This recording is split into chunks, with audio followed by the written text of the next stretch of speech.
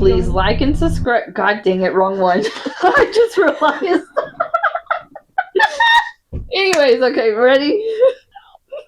I was like, you done what? Ready? You are listening to Dark Conversations, where we talk about the things that keep us up at night. Where horror, paranormal, and crime collide together. Nothing is ever quite what it seems. Tonight, we're stepping into the dark, so turn your lights off. Get comfortable and... let's dive into the abyss. I didn't say that part. Where were you? It is okay. You were trying to do the outro as the intro. Where were you? Anyways, so episode.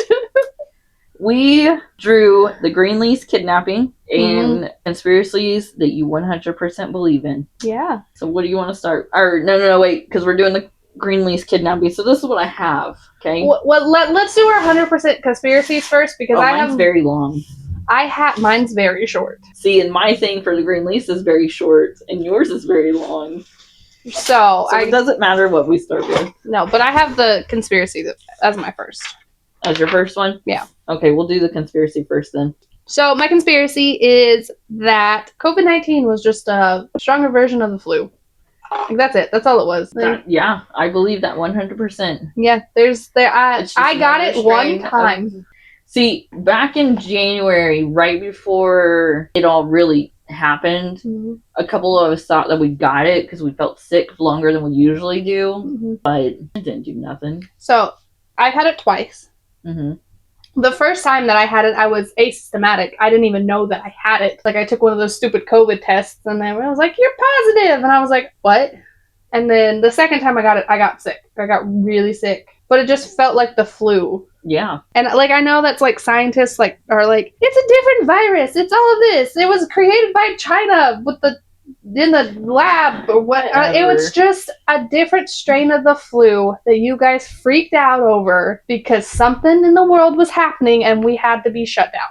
That, or I mean, there is a chance where like it's like the plague because the flu did happen. That's what happened with the plague. Like the flu. I don't believe that the whole maybe a lot of people did die. They wore masks and crap like that. But I think why so many people went down is because they weren't used to that strain of flu, and they went down.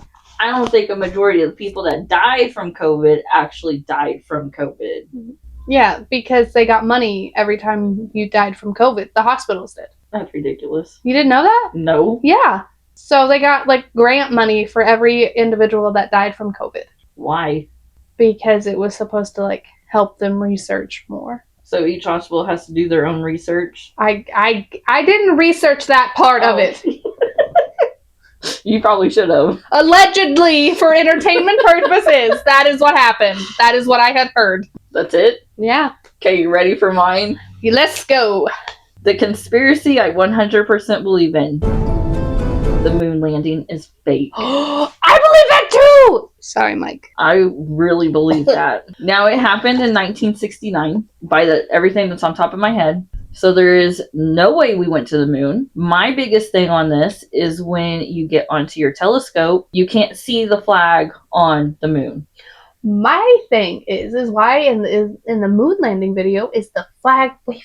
Well, see, I watched, I don't believe it 100%, no matter what videos they come out with that says, oh, this is why it's real. But I actually watched the live video they had for the space landing, and the flag is actually not really waving. It's just in one place and crinkled. So that's why it looks like it's moving, is because of the way the flag was crinkled for the picture. Because it's not moving at all in the actual video. Because I thought the same thing, which I think I do have that down. But if they're trying to convince us that there's no gravity in space, shouldn't the flag be kind of pulling up instead of... See, that's what I would think too, is how is it staying in one spot? Because when you're in space, from what they say in all of the International Space Station videos that you watch, people are just moving around. Jellyfishing. Yeah.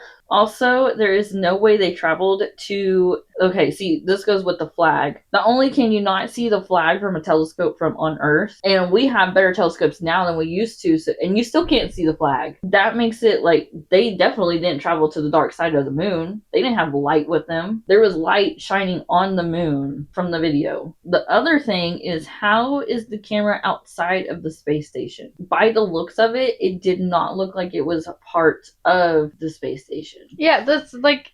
Well, no, that one they moved. They moved it from where they had it, but it didn't look like it was on the space station at all. But that's the thing they didn't show in the video, was it landing. So I can't really confirm or deny anything.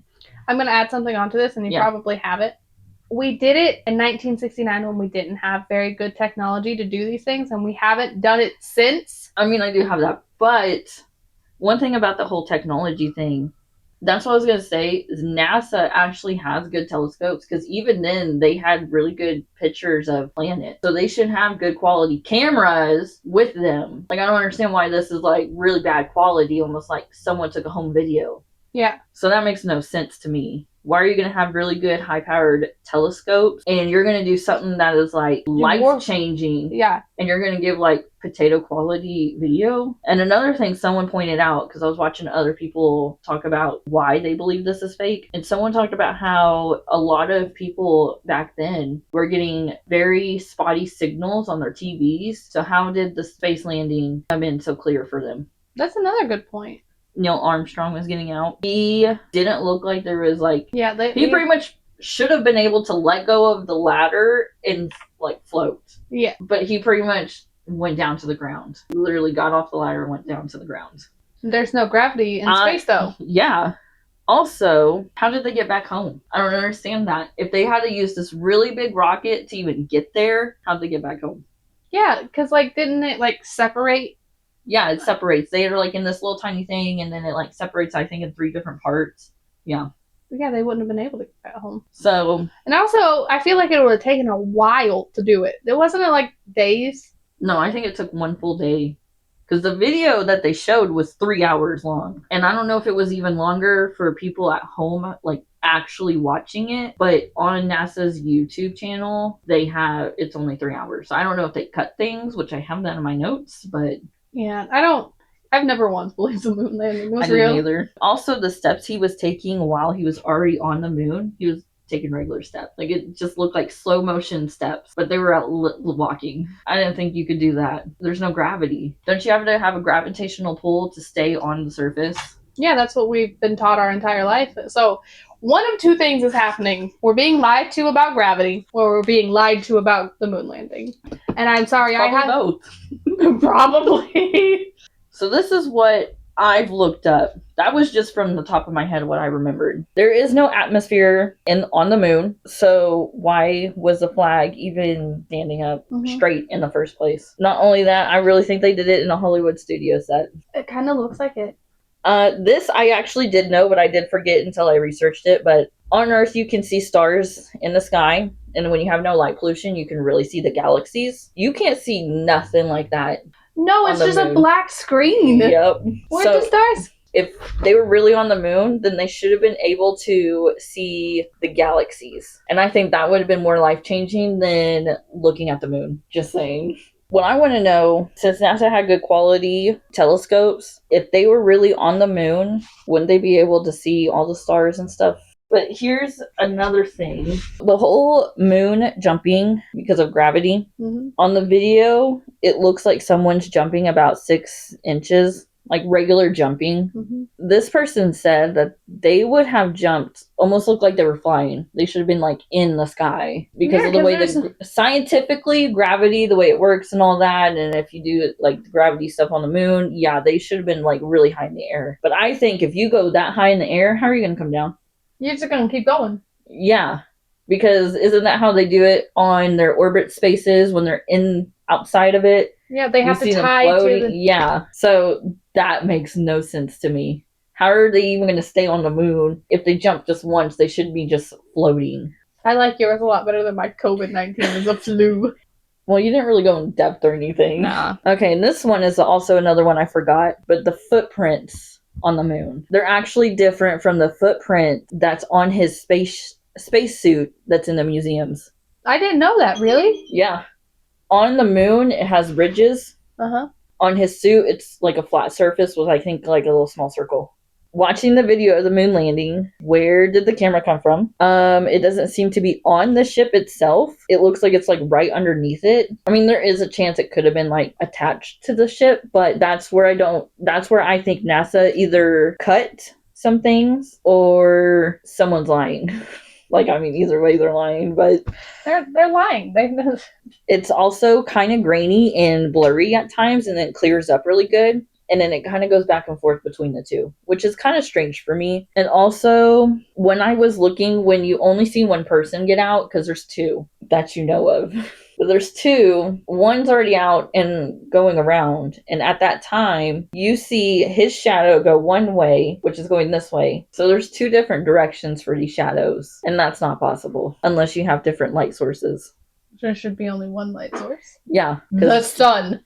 They didn't have any like lamps or lights or whatever. They didn't bring any of that. And of course, you know, they were walking normally on the whatever you want to call it, guess the moon surface. Then they had the second guy move the camera from where the ship was and move it outwards, which is where you see everything. Mm-hmm. And at first he was panning it around, and he doesn't go in a full circle, I will say that. And he pans this way, and then you can hear the people from the space station say, okay, why don't you keep it on here, you know, just put it down. They're both there. Of course, you see the space station, and this is where they put the flag out. After the flag, one of them steps off camera, and then he comes back and he starts doing the jumps, which is very strange. To me, that's almost like, are you doing something secretive, like putting wires on you so you can look more like you're jumping in space? That's how I took that. Also think that maybe they pre-recorded themselves playing this out and almost like they're acting and everything. Another big thing, though, the president called, but I already knew about that. The president called from his White House on a phone.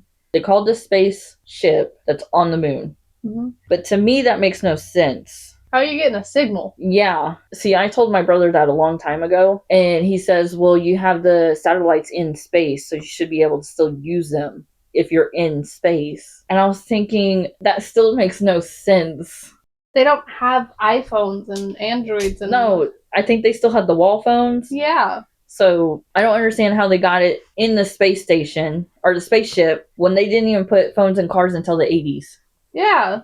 But I believe that the video NASA had on their YouTube channel, I think they cut it, to be honest. Because okay, so one thing that the people actually talked about when they talk about this conspiracy is the way that the ship moves up. They think it's it's an odd way it moves, like leaving the moon. I think, because that's the end of the video. You actually don't see that part. So I don't know if like live television actually had that part and people are just remembering it, or if they found it out a different way or whatever, because that video I watched, you can see it slowly move like it's about to leave, but then it cuts it off. So that's why I believe they cut their video.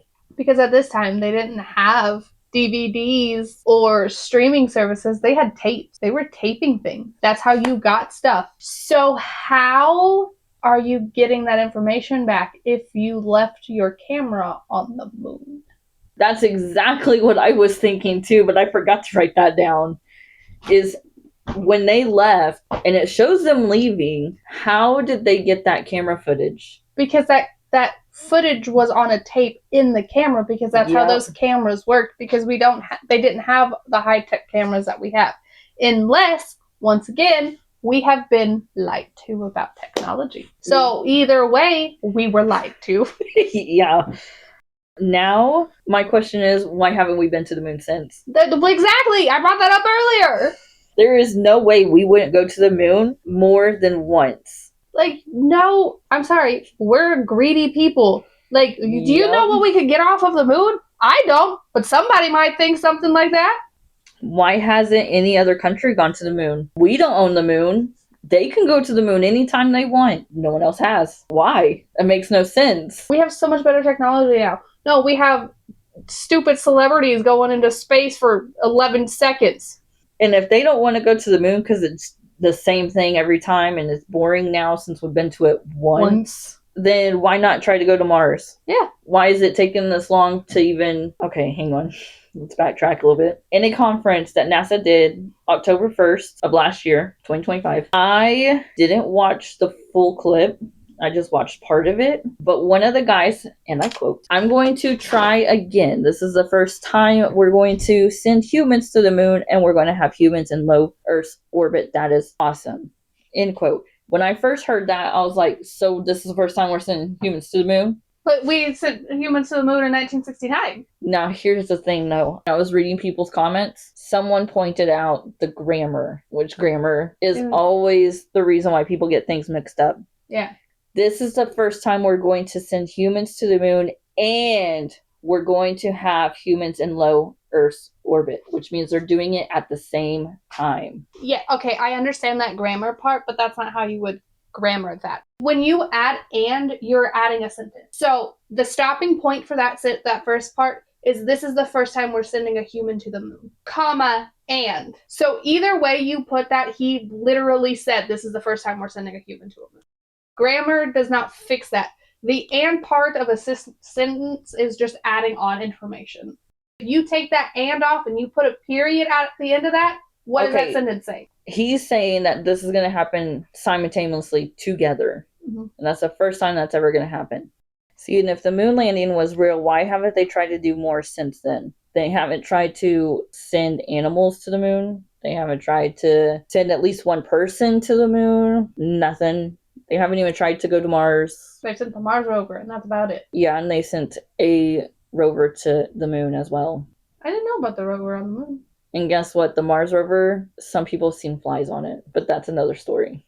Ooh! So I'm watching more of the conference, and the way they were talking sounded like this would be their first space launch. I quoted another guy. I couldn't even tell where I should start because it was so much. So this is going to be a lot of uninformation to a certain point. But he said, and I quote, "You got to be thinking a few steps ahead. This all makes sense to us. I think and he pauses, the four of us, we kind of know what we have to do. Like, no matter how you look at it, it's still really all the same. For us, we're just going to pursue excellence, like I talked about before. That's how you win in space race, and that's how you move our country forward. More importantly, that's how you create an environment where you might encourage others to collaborate. This is a beautiful example of collaboration and winning. That race is very important to all of us." End quote. Why would you say that you're trying to win a race when we're not even in one anymore? So that makes no sense. Yeah, because we already made our way to the moon. We're the first ones who did it. That's what I'm saying, that I think, like, it sounds like they're talking about, like, this is going to be the first. This is almost like the first moon landing. This all should have been talked about the first time. And then I did see a video where someone tried to talk to Neil. I don't know where they were at. It looked like a conference. But he goes, "Do you swear on this Bible? Put your right hand on this Bible and swear that you've been to the moon?" And he wouldn't touch it. So I don't know, like, if you want to run with that. And then another part, one of them says that all we do is hover. So if all we do is hover, that means we've never been to the moon. Doesn't even sound like we ever been to space. And I think NASA, like, okay, even all the videos where NASA's in space orbiting Earth, I don't believe those either. I believe that's all a lie. But that's a whole nother topic as well. Okay, well, that's it. I'm telling you something. Bookshop guy just said, "I've only watched the episode you sent, but I was curious to check out the latest one because it helps me to find stuff to roast you." That's funny.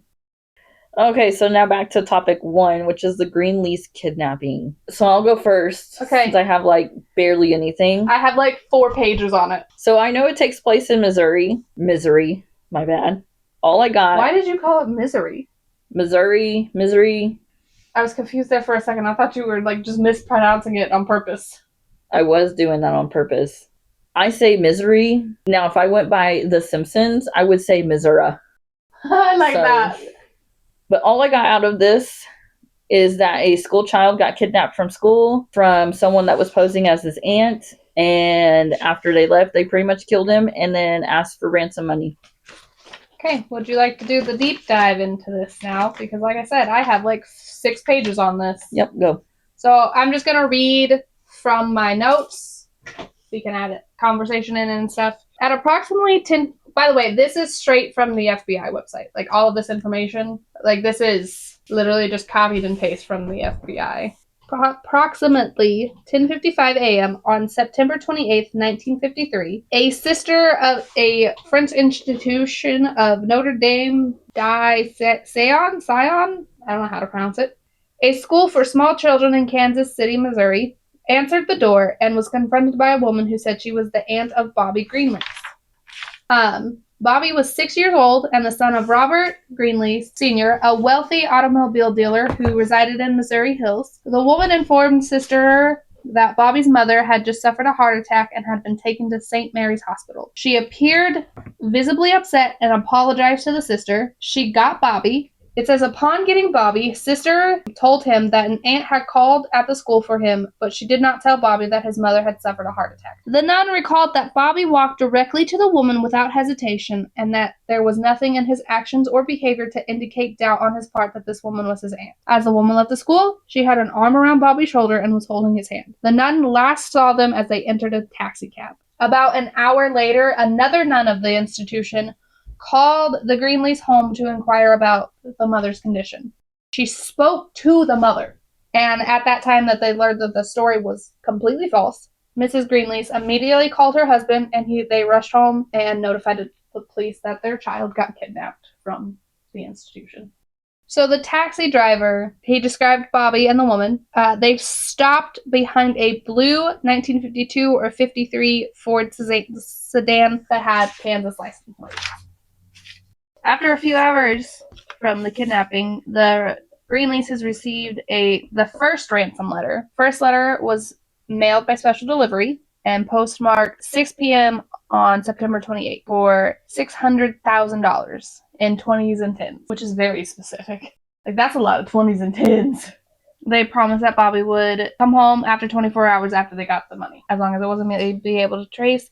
And then the second ransom note was postmarked at 9:30 on September 29th. So the next day, inside the letter was medal that Bobby used to wear, so they knew that they had him. The final one they called. It was at 1 a.m. on October 5th. So a couple days after the last ransom note, and they wanted $60,000. And he would be returned to them alive. What the family didn't know was that they had already killed Bobby. They killed him Immediately. Yeah, I knew that part already. Like, they got him into that car and they basically killed him. Well, I know they didn't kill him then. They waited until they got into her car and then killed him. Let's see what else I can, because I'm not trying to read all of this, because this is like, Bobby was shot with a .38 caliber revolver.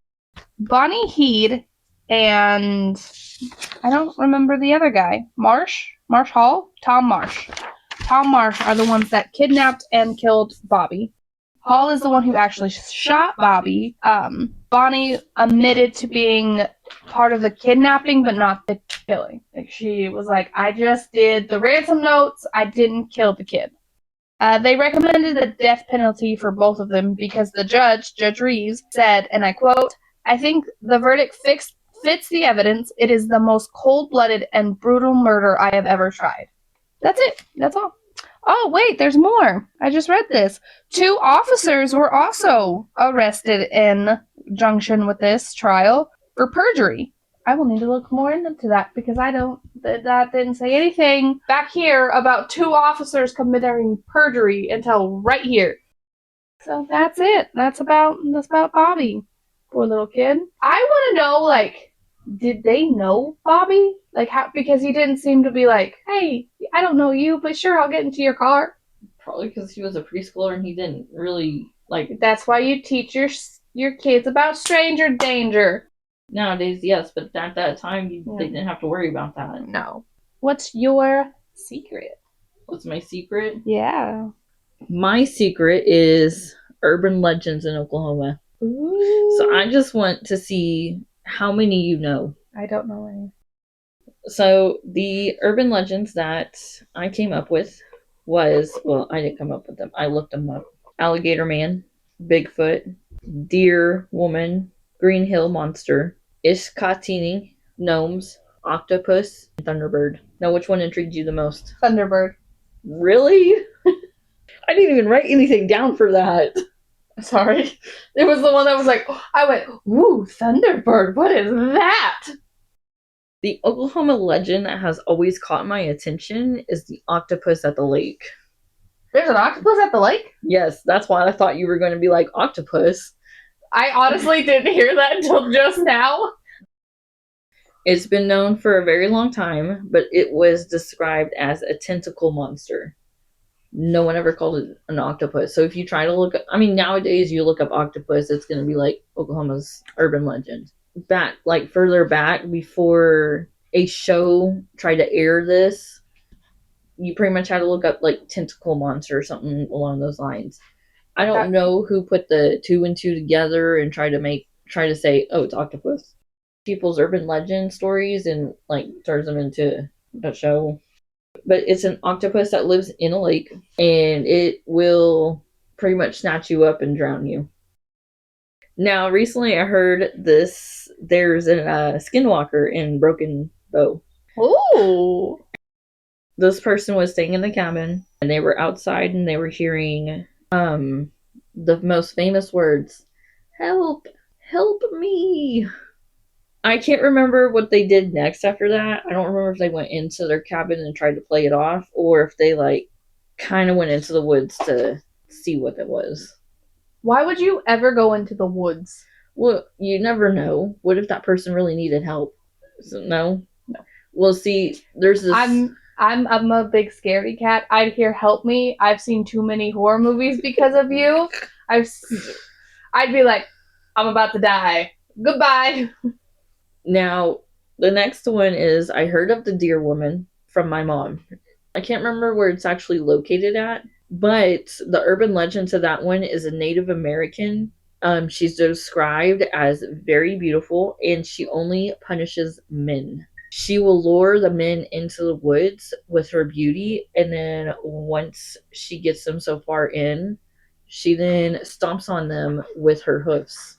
And she only does it to cheating Native Americans. Get it. That is my secret. All right, are you ready for mine? I'm so excited for mine, and so is Bird. Bird is excited too. My secret was scariest movies, and as we all have learned over the past 7 episodes, I don't watch that many movies. It's 6 episodes. This is the 7th episode. Okay. So it doesn't count. But as we've learned, I don't watch that many movies. The movies I have seen are because of Bird. So, yeah, sadly. I had an idea for this. I looked up the 10 top scariest movies and I wrote them down, and then I asked for a little description of these movies. So we're going to play a game. I'm going to give you the year the movie was created, and I'm going to give you get 3 tries. So I'll give you the first line, the second line, and the third line. And you have to guess which movie it is. Okay? Okay, I'm ready. Okay.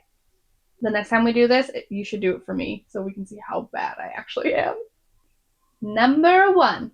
It was filmed, or it was released, in 1980. 1980? Yeah. I mean, that could be a lot of movies. Yeah. Like 80 on the dot or in the 80s? 1980 on the dot. Okay. First line. A family moves into a massive, isolated hotel for the winter. Oh, that's easy. Okay, give me the next one because you said 3. The father's mental state deteriorates while the hotel itself seems almost alive, whispering and twisting reality. I'm keeping my same answer. Strange twins appear and hallways stretch in impossible ways. Bird, do you have your answer? Yeah. What's your answer? Shining. Yeah, it's The Shining. This is the easiest thing ever. I've actually never seen The Shining, as we recall from previous episodes with the E thing. Yeah, I know. I want to ask a question, but I'm going to feel stupid and I feel like I'm reiterating things. But isn't that the one that's Here's Johnny? Yes, The Shining is the Here's Johnny. Yay! You remembered. I did! I was sitting here going, that's Here's Johnny because he lived it. The next one. Yeah, that's where he breaks the door and he puts his face in. He goes, Here's Johnny! Okay, I need you to pick a number between 1 and 6. 5. You're going to get this one easy. Easy. Okay. Filmed in 2004. Or released. It was released in 2004. Two people wake up trapped in a grimy room, only to discover they are part of a deadly game. Do I have to give a certain one? Yes. I have to give you, yes. The number? Yes. Because you already know what it is, so you have to give me the number. God dang it. See, I don't remember when they first came out. I know it's Saw. I want to say it is the first one. What's the next one? I guess I should have wrote that down. Hang on. Just gave them an answer. Sorry. Every choice they make could be their last. Survival feels impossible. So it doesn't give you which one? Oh, I know which one it is. Okay, we'll keep going. That's it. That's my last line. That was 3. I know which one it is. I know it's Saw. Which one? Does it give you 1, 2, 3, 4? I know which one it is. Okay, well, which one is it? Which one do you think it is? I'm going with the first one. It is the first one. Yeah, because you didn't describe anything else. Nope, because that's... Okay, next. 1 through 5. Well, I do 3. Okay, you ready? Yep. 2014. 2014, okay. Mm-hmm. A single mother struggles with her son. A single mom struggles with her son. He's obsessed with a strange illustrated book. Hang on, let me write it down. Don't say it out loud. She's most likely going to get all of these guys. The book begins to manifest in their home, preying on fear and grief, making reality feel unsafe. I feel like I got this wrong. Goosebumps. No, it is wrong. She got one wrong. It's the Babadook. Oh my god, that stupid movie. You shouldn't have even counted that one. I'm sorry, it's the list that I got. Okay, 1 through 4. 2004 again. Another 2004? Okay. Another 2004. Anyone who enters a particular house is affected by a curse that spreads like a disease. Violent apparitions appear, terrifying each new visitor. That's not working. Okay, last one. Have you written anything down? No, just last one. No one seems to be able to escape its reach. These are all movies, right? None of these are TV shows? None of these are TV shows. They're all movies. Ah, my goodness. The Grudge. I've seen it halfway maybe one time, and I haven't seen it since. So, no, I wouldn't have known that. Yeah.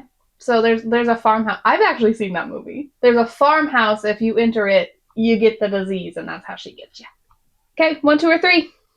1. 2007. Over time, the events escalate. Objects move on their own. Shadows appear. I will say that's a lot of paranormal movies, so.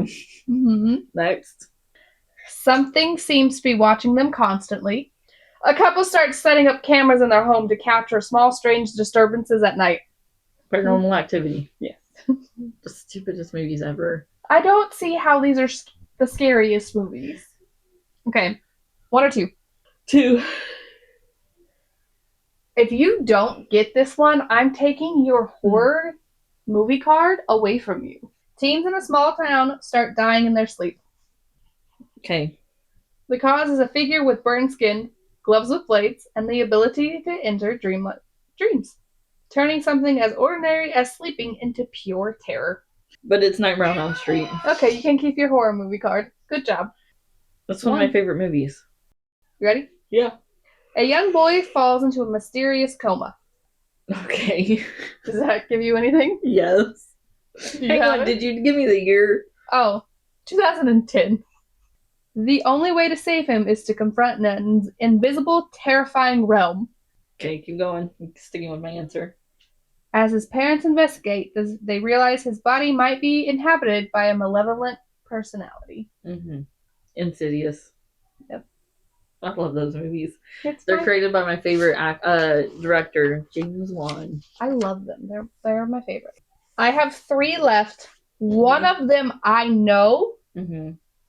The other 2 I'm very confused by, and I've never heard of them.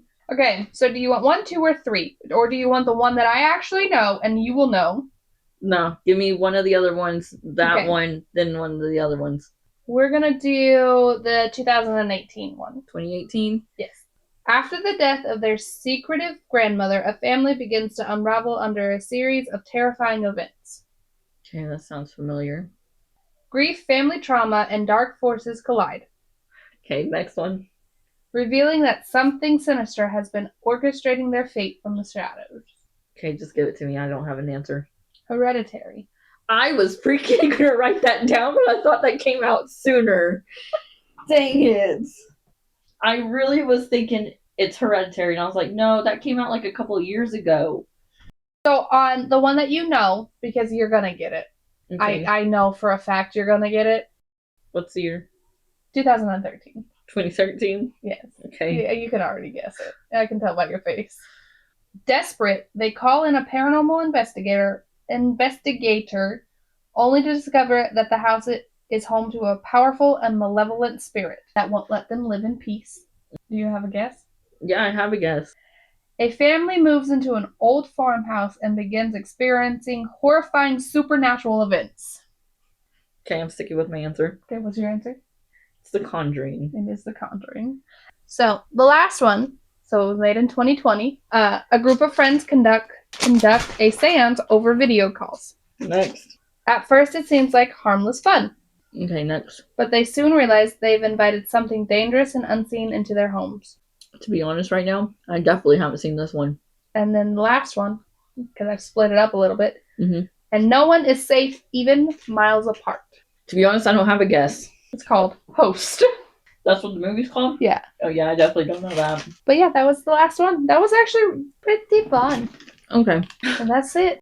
Reality TV. 3. 2 of them are really deep dives because they actually are a documentary. The other one I just heard about a long time ago and it stuck with me. And then after doing research, I realized it's not the same issue as these other two are. So my first one I'm going to talk about is Pimp My Ride. Oh my god, it's been so long since I've seen that.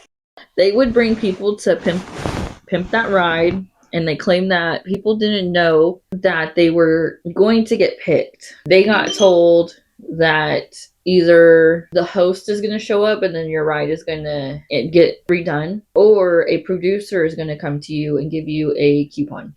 I'm sure they didn't have other contestants at the same time. Reactions were genuine. But the problem with that is they had to do constant retakes. If they didn't like how you acted the first time, they kept doing it. Or if they think you could do better, they kept doing it. Everything was pretty much improvised, so the host can say anything he wanted.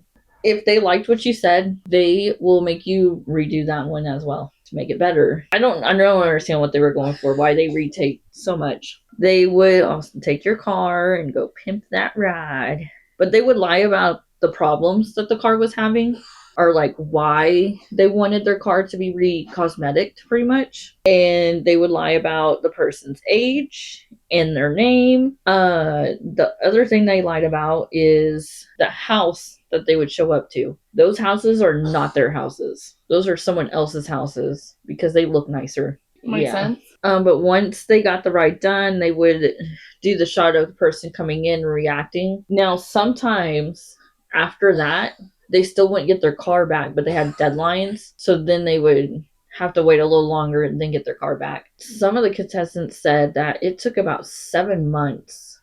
The host actually didn't know what was really going on. He was just there. He spoke out about this. He did different interviews, and he honestly thought they kind of promote him in a way to where they'll show his music videos and pretty much more of his music stuff. And that didn't happen, so it actually hurt him more than he wanted the help, I guess. It hurt him more than helped him. Mm-hmm. Because he couldn't go on tour. He couldn't shoot music videos. He couldn't make music, so he was stuck. But he didn't know anything that the mechanics were doing. He pretty much was there. He said his line as he left. And that's pretty much it. But the mechanics are not really the mechanics, because I don't know if it's actually their fault.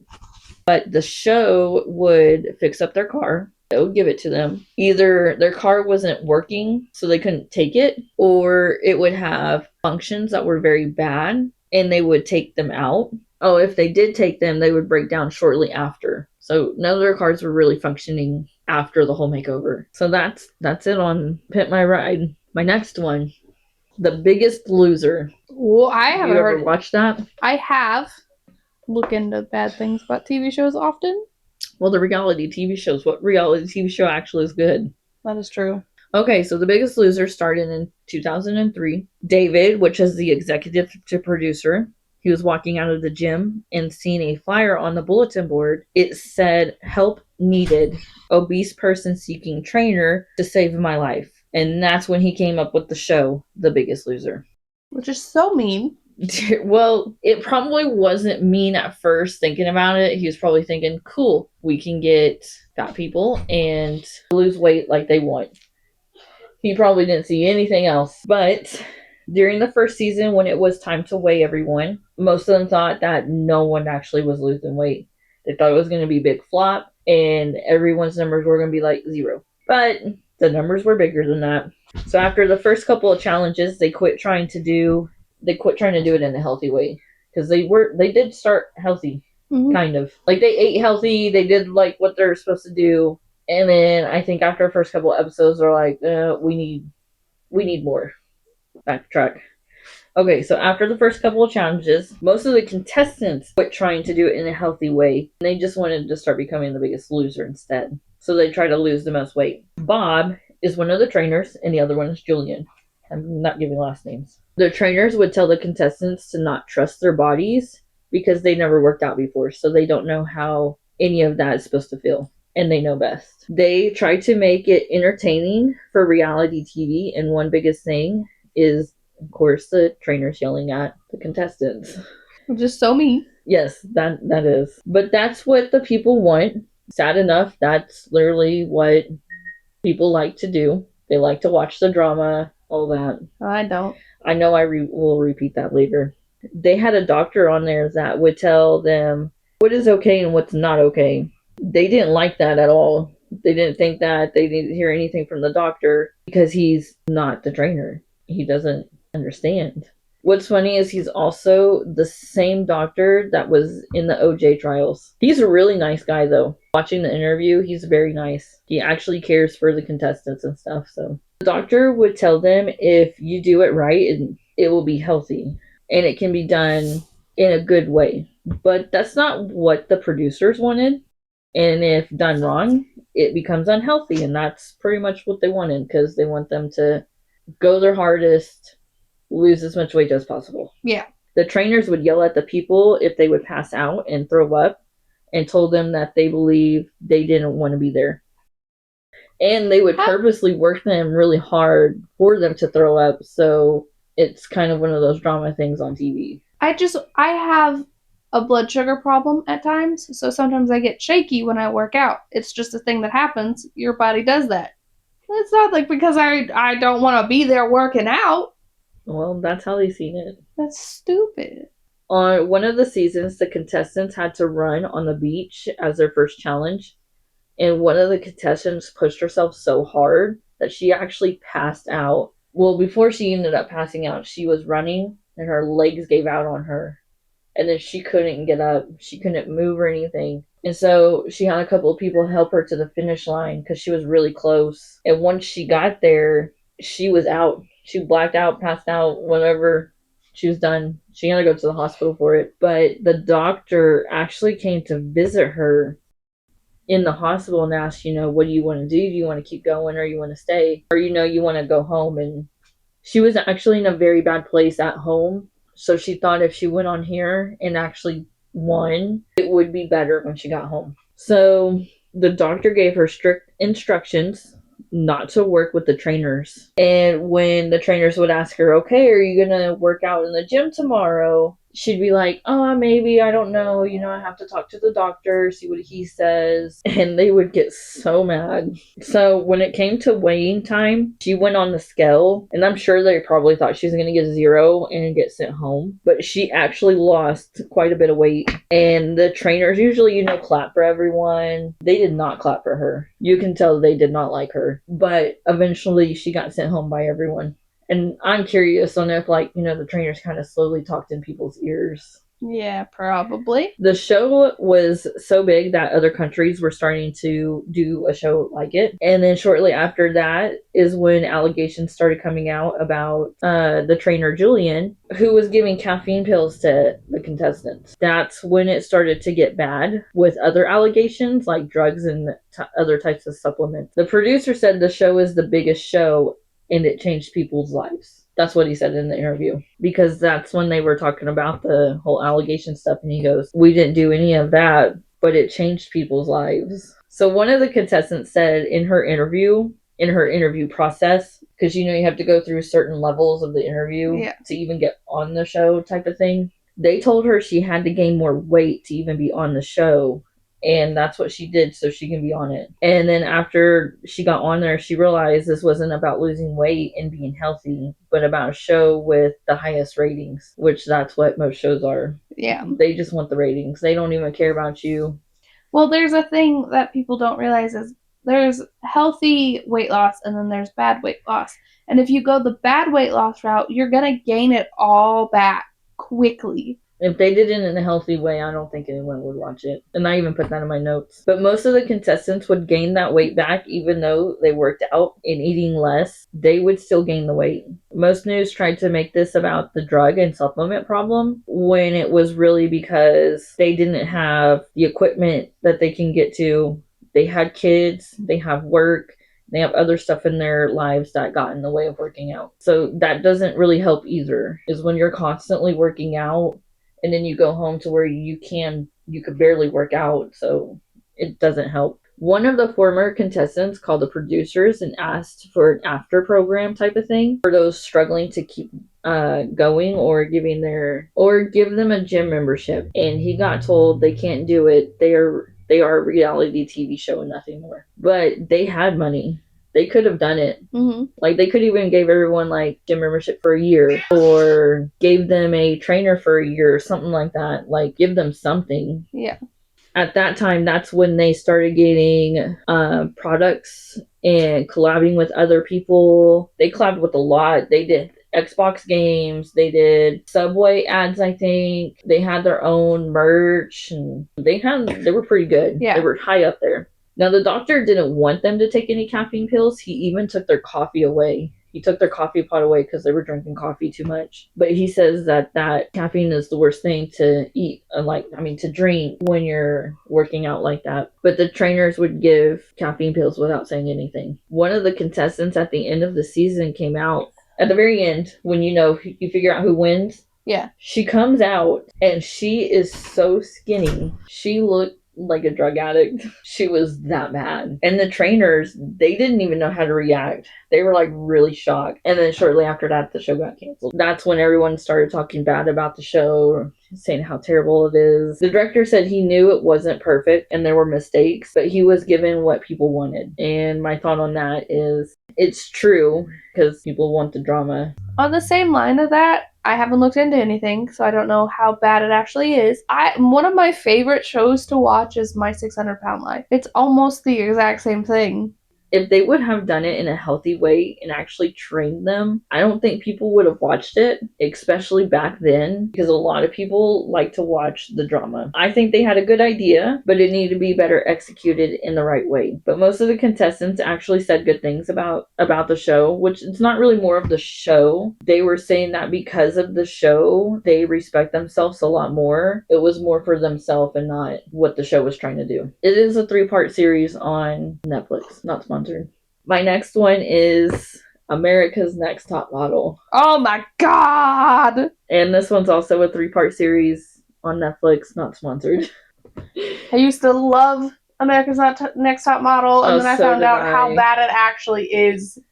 It is Tyra's show. They got picked up by a network called UPN. The show looks bad to today's standards, but back then, you wouldn't even attempt to be a model without the show. And that's true. Yeah. Now Tyra started as a model herself, trying to get recognized. She wasn't getting anywhere very well. And eventually she got on a magazine. And that was huge for her. Mm-hmm.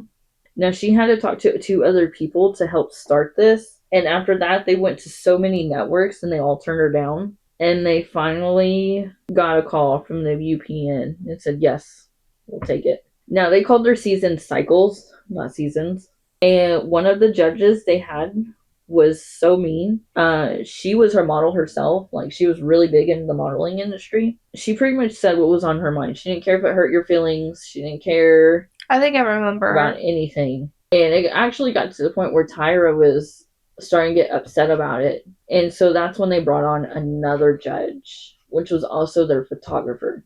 Now, after the first cycle, they had a watch party at one of the judges' house. And after the first episode aired on the TV, Tyra went and checked on the computer to check on chats to see what people were saying about the show. My thought is, I know it's irrelevant to this story because I honestly really liked what was about to happen next, so I put it in anyways.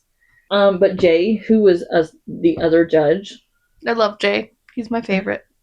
He got a call from Iman, and she said, we watched, and then she hands the phone to her husband, David Bowie. David Bowie told him, you were exactly where you needed to be. So that was pretty awesome. I know that had nothing to do with any of this, but I thought that was really cool. That is cool. That's cool. So the producers would start pushing narratives to other contestants by feeding them information that was talked about in their secret room, which is their, like, not really secret, but secret private room, whatever, where you can go in and, like, express how you feel at the moment. Mm-hmm. When they would do that, they would go to others and be like, hey, this was said about you. Or, maybe you should say this, and kind of push things. So then the girls would start fighting. Now, one of the girls on the show, after being eliminated, she felt it was more for the show than actually trying to help her with her modeling career. And when she was home, the other girls came up to her and telling her that they can't be a model either because their skin looks just like hers. And it wasn't her skin color. She got sent home for having ashy skin. That's a little rude. Now, one of the contestants was first not feeling it because she didn't think she was beautiful enough. But after seeing her photo shoot, she actually realized how beautiful she was, and she felt seen, and she was so excited. She was actually excited to win because she really was getting very far into the competition. And the judges even really loved her. So she probably could have won. But then an incident happened in Milan.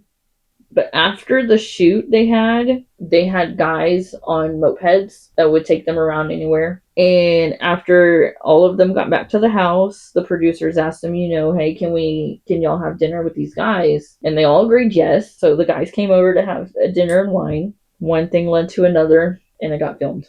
When they asked Tyra about the situation, she didn't know what happened because she was not a part of that department. But she knew about the situation because that's what they told her. The contestant said she remembers a very little bit of this because she was drunk most of the, pretty much drunk the whole time. And she knew she was having sex, but she didn't feel any types of touches or anything. And it all started in the shower. Now, she begged them to let her call her boyfriend after this back home, and they said no for the longest time. And then finally, when she was like, fine, I just don't want to talk to him, they're like, okay, well, you can call him. They had to record that whole situation of her calling her boyfriend. That's messed up. So not only can you hear her side, you can also hear what he says. Now, I understand, don't cheat. Seriously, really don't cheat. But that guy also should have known better to even try anything if she was getting that drunk. I get it if you're starting to get tipsy or whatever and you're like, I want to hook up. I want this. And you say stuff, and then if you get drunker and y'all do it, cool, you can't get mad. You just said it was okay. But if you don't say nothing, you get really drunk and they take advantage of you, that's different. That is very different. It's not consensual at that point because you can't make a consensual thought. Yep.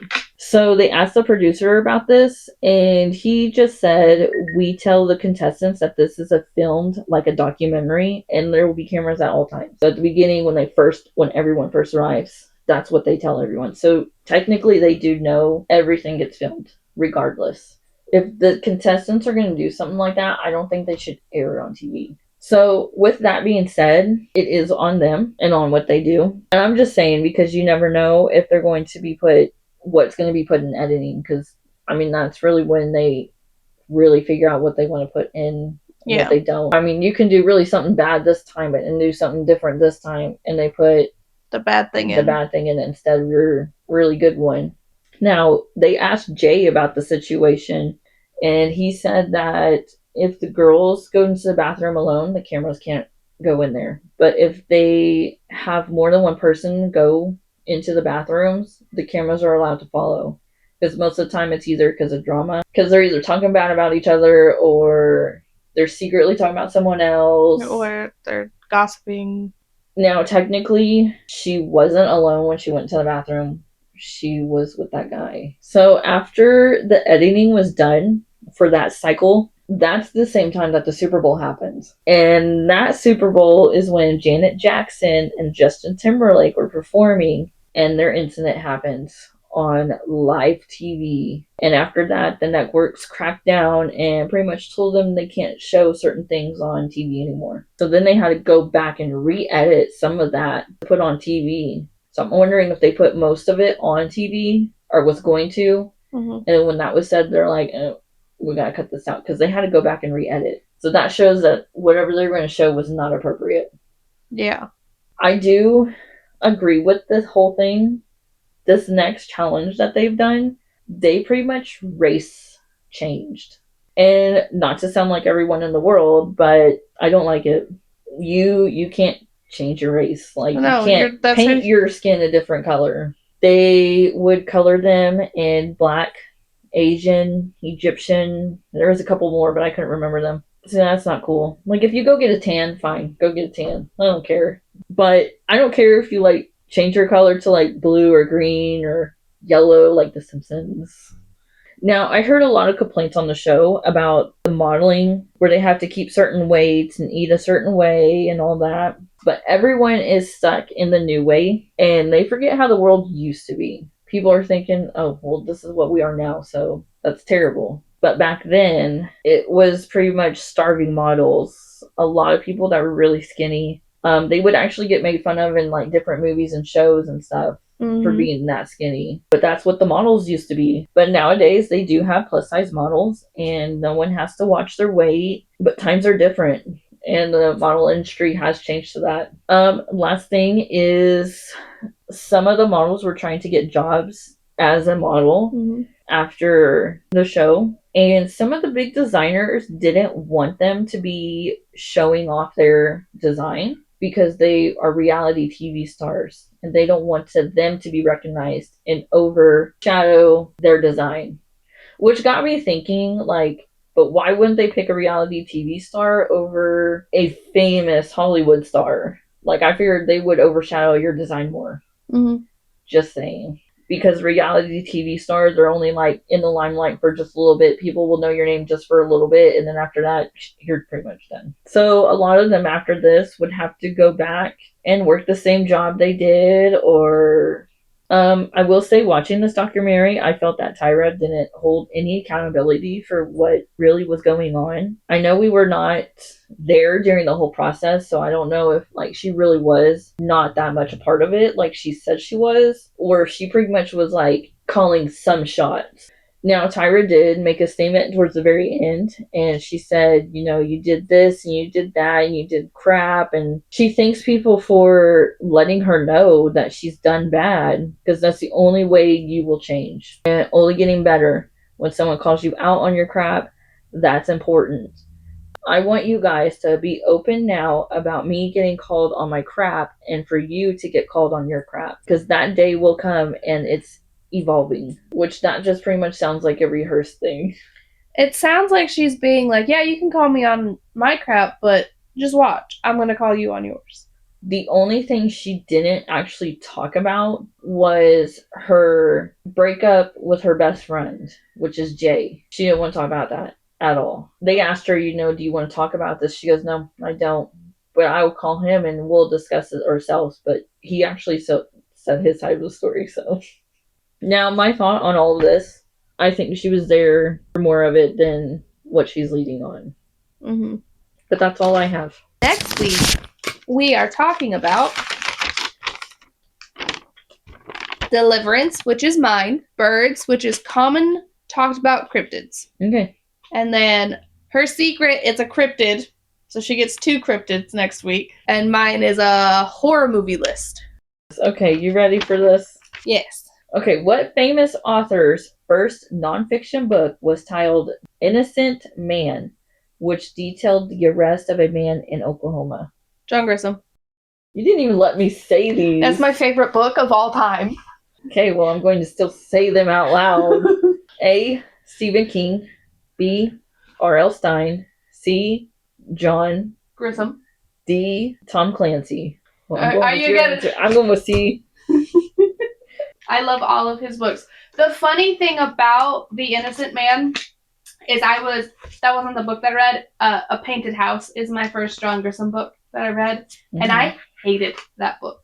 Like, it was one of those books, like, I had to force myself through until I got about halfway through it, and then I was like, I love this book, and I continued to read it. So then I started reading more of John Grisham's book, and An Innocent Man, oh my god, it's such a great story.